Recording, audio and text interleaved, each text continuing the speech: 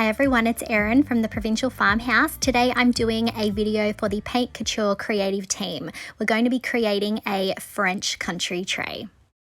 For today's project, I'm going to be giving this tray that I thrifted a French country makeover. I'm going to clean it really well, and then I'm going to take Paint Couture's 2-in-1 primer and I'm going to apply 2 even coats, letting it dry in between. So this is going to block any stains from coming through my paint, but it's also going to ensure that my paint sticks well to the surface. This was actually quite a shiny surface. I think perhaps it had been spray painted maybe, but this is just going to ensure that my paint doesn't chip off. After my 2 coats of primer are completely dry, I'm going to take Paint Couture's Buttercream chalk paint and I am going to be giving the tray 2 coats, again letting it dry in between. If you haven't used Paint Couture's chalk paint, it is a little bit thinner than some of the other brands you might have tried. However, it does have great coverage and you will find that you get a smoother finish because it's a little bit thinner, so it is quite lovely to work with. I'm applying my paint with a synthetic bristle brush, so that will also help me get a smoother finish, and this is the size 10 Eco brush. After my 2 coats of buttercream are completely dry, I'm going to take Paint Couture's Embossing Medium and a brick stencil that I found online, and I am going to be using my palette knife to apply the embossing medium over the top of my stencil. My vision for this is that the bottom of the tray is going to look like an old wall that has perhaps almost like a German schmear effect with the old bricks. Some of them are going to be visible, some of the areas we're going to leave without the embossing medium or go a little bit thinner. I really want this to look like an antiqued wall. Obviously, I want to add some more of this stencil to the rest of my tray, but I definitely have to think about this and make sure that wherever I am placing my stencil is not going to come into contact with the wet embossing medium. It does need to dry, otherwise it's going to get smeared. Next, I carefully pulled the stencil straight up, and now I'm going to reposition the stencil. You can see it is not going to touch the area that I've laid the embossing medium on that's still wet. I'm going to work in the bottom right hand corner here.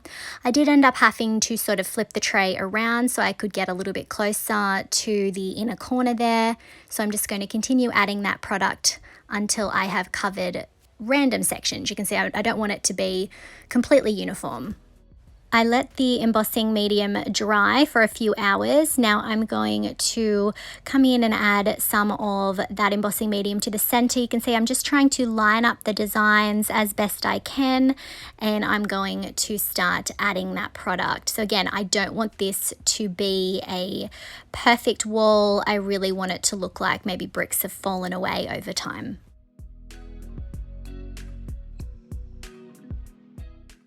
Once I finished with that section, I've pulled my stencil straight up and I'm just going to gently position it off to the right there. But you can see with my left hand, I'm holding it up so that it's not coming into contact with that wet embossing medium that's in the center. So I'm just adding some of that to the right, and then I'm going to reposition it and put it in the other area that I haven't added the embossing medium to just yet.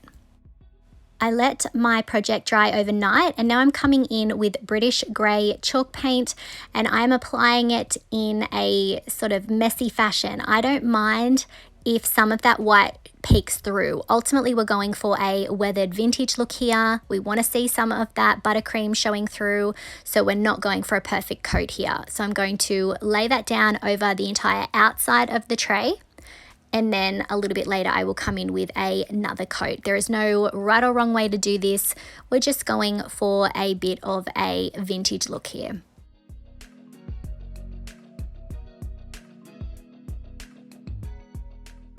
When it's time to add some of that British grey chalk paint to the interior of the tray, I'm just going really slow, trying not to get much of that paint on the section that has the brick design. However, if I do get some of that paint on there, I can come in quickly and wipe some of that off with a wet wipe. If you are really nervous, I would suggest that you put down some masking tape to protect your area.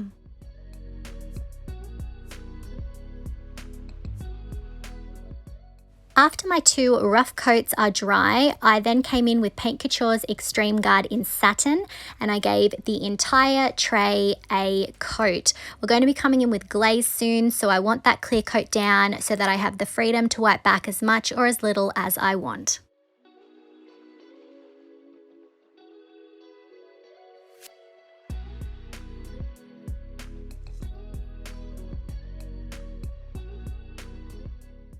Once my clear coat has completely dried, I'm going to be using Paint Couture's Pitch Black Chalk Paint. I'm going to be using this French style stencil with a stencil brush.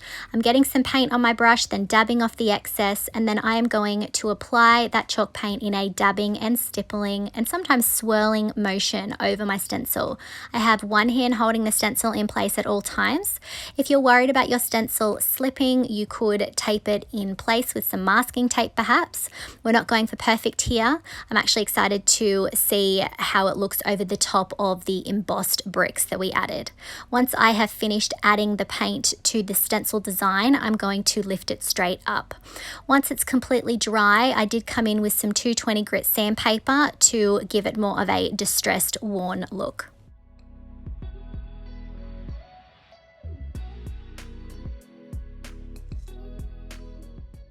After removing the sanding dust, I then took Paint Couture's light brown sugar antiquing glaze, and I'm going to apply it to the entire tray. I'm going to start with the center part of the tray first, and I'm loving how that glaze is catching the embossing bricked detail that we added. I'm going to apply my glaze in sections, and then I'm going to come in with a wet wipe and I'm going to pull back some of the excess. You can see that I wipe some away in a bit of a swirling motion. In other areas, I will dab at that product. The wet wipe does pull back quite a bit, so if you don't want to pull back as much, I suggest using a paper towel instead. So you can see I'm also going to start adding it to the grey sections of the tray. And again, it's not going to be as obvious as it is over the top of the white, but it is going to tone that grey and give it a wonderfully vintage feel. So I'm going to continue adding the glaze to the rest of the tray, repeating the same process. I'm loving the subtle age that the light brown sugar glaze gives. However, if you want something a bit more intense, you could use Paint Couture's Van Dyke brown glaze that is a bit darker and it will give you a much more grungier look. If I've inspired you to try any of these wonderful Paint Couture products, I would really appreciate it if you would use my affiliate link. I will put it in the description and on the screen, and I just get a little thank you from Paint Couture in return. Once my glaze is completely dry, I then repositioned my stencil and I'm going to be using Paint Couture's Bronze Lux Metallic. I'm going to move my stencil just to the left of the section that we've already stenciled, and then I'm going to come in with that Bronze Lux Metallic and I'm going to apply it. I don't want it to be perfect, we just want some hints of that bronze, and it's going to almost give our stencil design a little bit of a metallic shadow.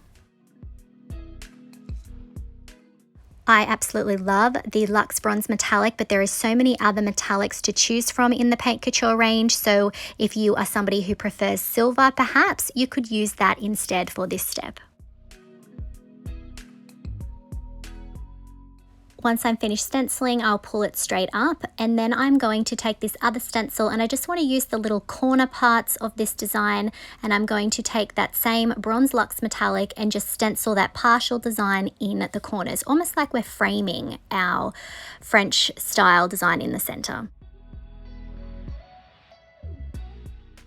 Again, at this point, if bronze isn't for you, remember there are lots of Lux Metallics to choose from. You could come in with a different color at this point.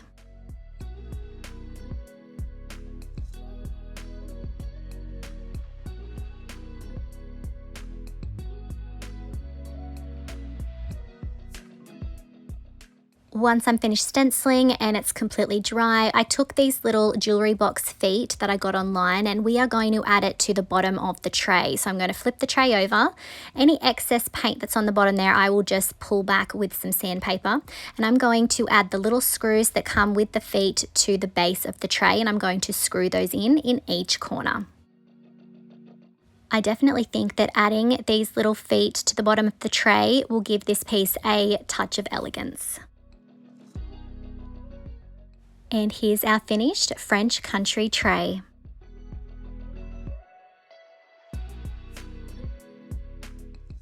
This was such a fun project and I'm really happy with how it turned out.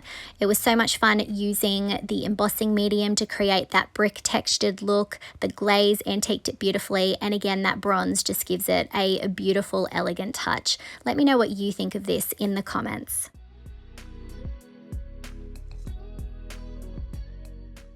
If you enjoyed today's video, remember to hit that like button, comment, and share it out.